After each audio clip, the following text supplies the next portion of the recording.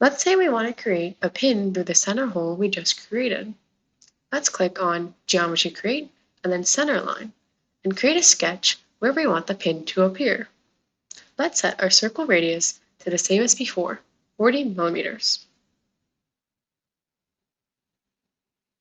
Once we have our sketch made, we can use our push-pull tool to drag out that sketch into a solid shape.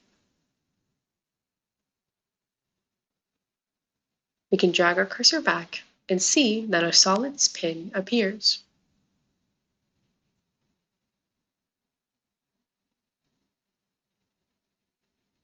Now that we have our shape, we can modify our pin using the Split Surfaces tool.